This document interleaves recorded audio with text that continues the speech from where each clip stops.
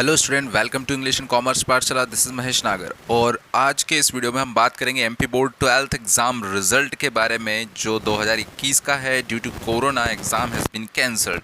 तो high school में मिले कुल अंकों पर बोनस देकर 12वीं का परिणाम देने की कवायद चल रही है। यानी कि जो सीबीएसई ने, एमपी बोर्ड का है ये, तो सीबीएसई ने जो पैटर्न बनाया है अभी तक उन्होंने क्लियर नहीं कर पाए हैं। ठीक है, काफ़ी अटकलें जो है वो आ रही है, काफ़ी बैरियर्स हम कह सकते हैं या ऑब्स्टिकल्स जो कह सकते हैं 12th के रिज़ल्ट के प्रिपरेशन में आ रही है।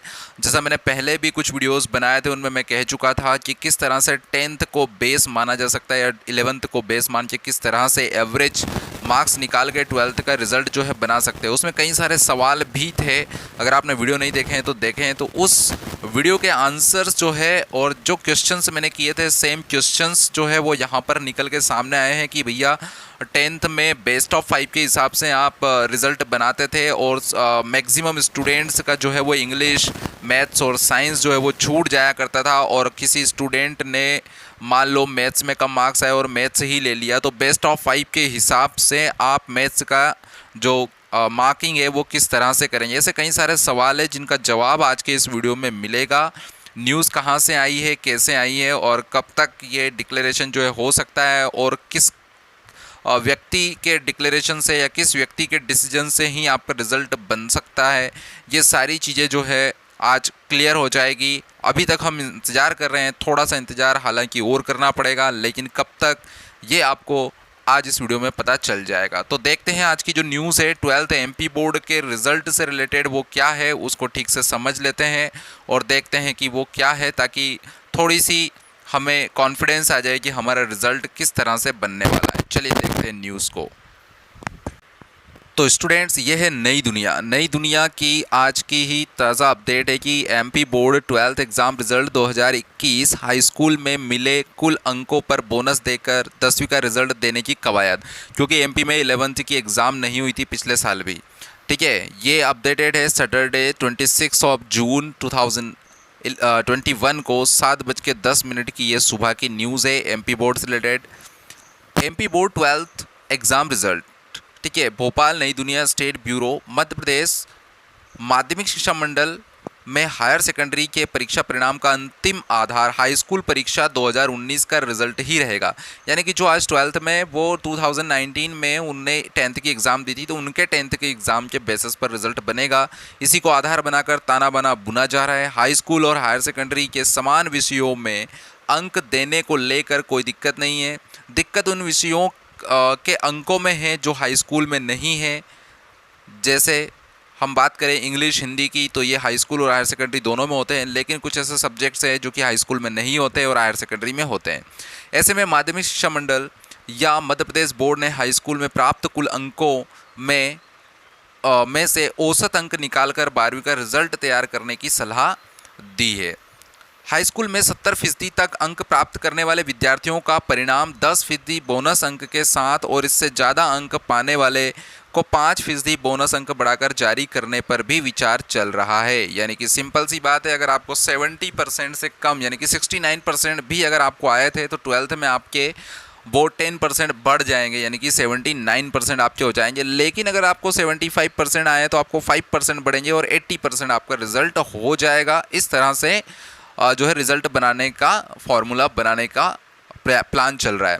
हालांकि अंतिम निर्णय जो है वो मुख्यमंत्री शिवराज सिंह चौहान को ही लेना है। इसके लिए 28 जून को मंत्री समूह परिणाम या का फॉर्मूला तय करने के लिए गठित समूह की बैठक बुलाई गई है। यानी कि 28 जून को मीटिंग होगी, उसके बाद डिक्लेयर होगा सारी चीज़ें। हायर सेकेंडरी के परीक्षा परिणाम का फॉर्मूला सरकार ने बड़े मंथन का विषय बन गया है। सरकार के लिए बड़ा मंथन का विषय है और सभी के लिए बड़ा मंथन का विषय है, क्योंकि बहुत सारी डिफ़िकल्टीज़ जो है वो 10th के बेसिस पर 12th का रिजल्ट प्रिपेयर करने में आती है। फार्मूला तय करने के लिए गठित मंत्री समूह कई दौर की बैठक कर चुका है। हर बार एक नई समस्या सामने आ गई। 3 दिन पहले आयोजित समूह की बैठक में इस पर तर्क वितर्क हुआ कि हाई स्कूल में जो विषय नहीं है उनके अंक किस आधार पर दिए जाएं। यानी कि जैसे मैथ्स 10th में होता है और आपने 12th में मैथ्स ले रखा है, तो उसका एक बेस है कि 10th के मैथ्स के बेस पर आपको 12th के मैथ्स में मार्क्स दिए जा सके।